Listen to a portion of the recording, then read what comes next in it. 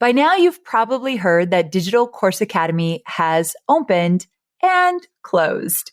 If this year wasn't the year for you, or you didn't feel ready to make the leap into creating your digital course, remember, you don't have to wait until next year to start growing your audience and your revenue potential.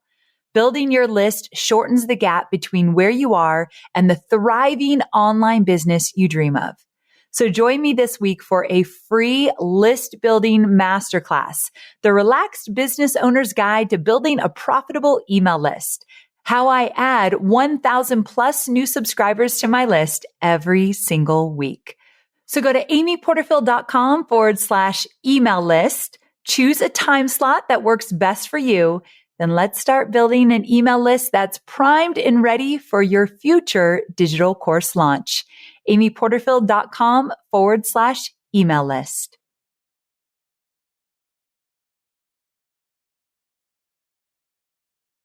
Welcome to another Wisdom Wednesday. I'm so excited you're tuning in for a few minutes of knowledge because this week I pulled a special clip from one of my guests that I go back to again and again. Get ready for a knowledge bomb because this one is so good. Enjoy. So the 10-year test is something that I still use, and it's something that was incredibly transformational for me, especially at the beginning of my career. And it relates to this notion, to this mantra that's almost as potent for me as my life mantra, which is everything is figure outable. And that other mantra is this idea of starting before you're ready. For everything in my life, Amy, that is rewarding and challenging and meaningful and things that I'm proud of, I have always started before I was ready. So to give that a little bit of context, I think one of the biggest little lies that can hold all of us back is this notion that we're not ready yet. Yes. That we don't have enough expertise, that we don't have enough street cred, that we don't know what the hell we're doing, right? There's all these things. I have a family, I have this constraint, I have this limitation. I am not ready to X, Y, or Z. That could be to start a business, to start a family, to change your career, to make a change in your health or your fitness or anything like that. And so one of the things that has helped me extricate myself from the lie that I'm not ready yet is the 10-year test. So what is the 10-year test?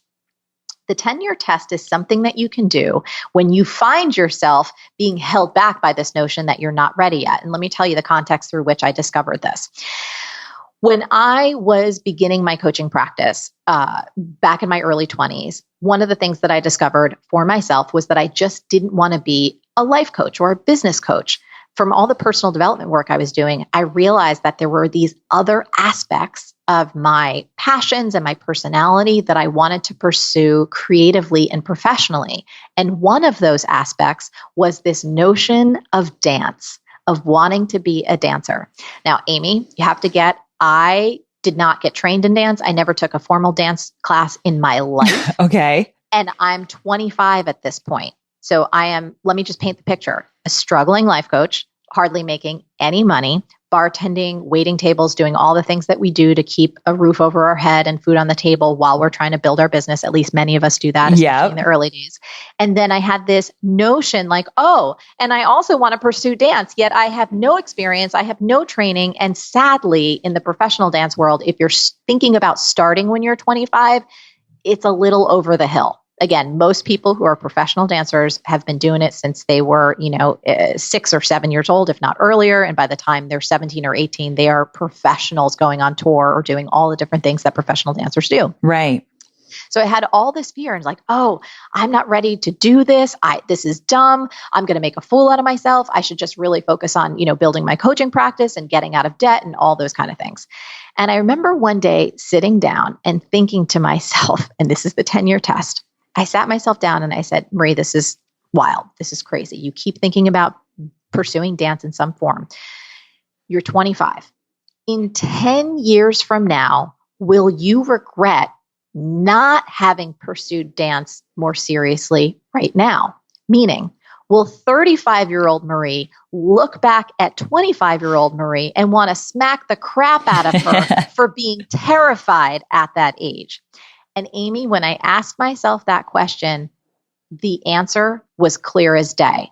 At 35, I would absolutely regret not having at least given dance a try while I still had the chance. Does that make sense? Yes, it does. And so there was this visceral body reaction that catapulted me out of the fear and the shame and the insecurity that I was allowing to hold myself back. I did the 10-year test again when it related to writing everything as figure outable. I leaned into the future and I was thinking, okay, my business is really full. It's really successful. We've got all these things happening. We're really profitable. The team is growing. Do I really want to add something else huge onto my plate right now? And I imagined myself 10 years in the future still writing, oh, and I really want to write my book. And again, I wanted to smack myself that I didn't do it. So I think it's a really simple way to help yourself get out of your own way by using perspective and what some people call in the personal development world, a little bit of future tripping in a really positive way.